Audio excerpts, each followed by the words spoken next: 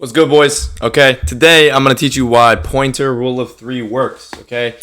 Pointer rule of three is a rule that I made to help me predict consolidations and not trade consolidations and not trade during the manipulation of consolidations, because ultimately during a consolidation, during an accumulation, you are the liquidity, okay? You can trade shit like this. In fact, I was trading this with my boys literally the last fuck. We were crushing this shit, okay? There's a lot of FFVGs on the screen, and that's for a very specific reason.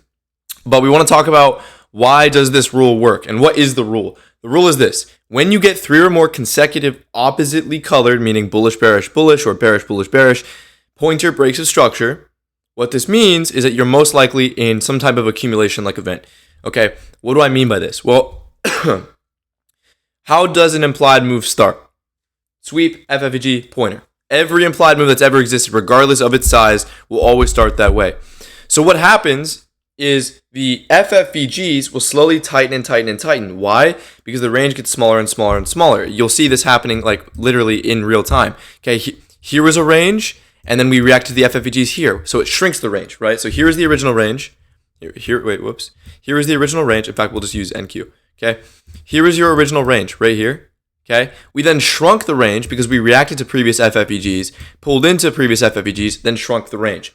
So then it gave us this range. And then we shrunk the range again. FFVGs in here, FFVGs down here, shrunk the range again. And so you're getting these little pointers over and over and over, and eventually it gets to a point where it compresses, and you can't go anywhere.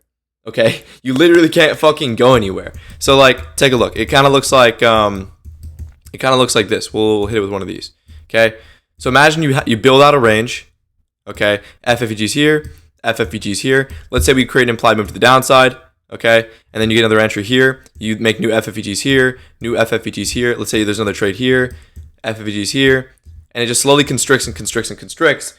And if every implied move starts in a pointer and ends in a pointer, what's happening is you are seeing little implied moves take place, okay? You are seeing over and over and over these tiny little implied moves happen. Let me reset my screen. You're seeing these little tiny implied moves coming in and in and in and out, right? That's what's happening. You can even see it. We were trading them, but when does it become to a point where you can no longer trade it? There's tradable EQ and then untradeable EQ. At what point do you say, okay, fuck it, I can't do it anymore? It's when you analyze the RR of like the pointer that might be forming in whatever direction. So in fact, we took a short here, we took a long here, and we took a short here. Why was I not hopping back in a long again?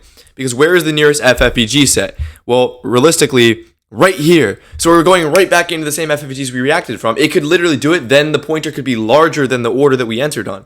Meaning, let's say we had let's see if there even was a pointer. Right here, right?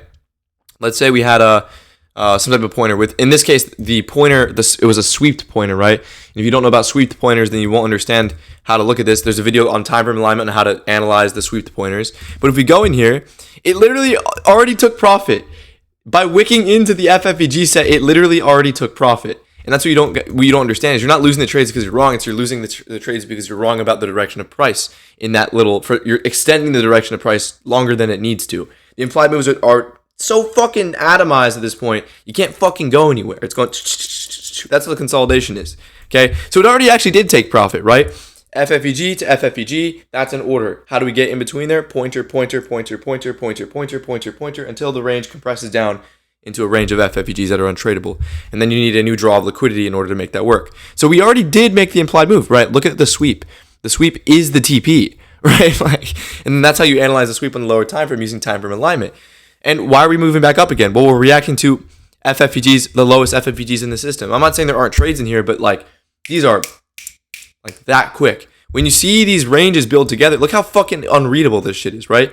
There's so many FFVGs all over the map and so many pointers all over the map. The reason why you see so many pointers is because the range tightens so much that it's literally just pointer, pointer, pointer, pointer, pointer, pointer between all the FFVGs.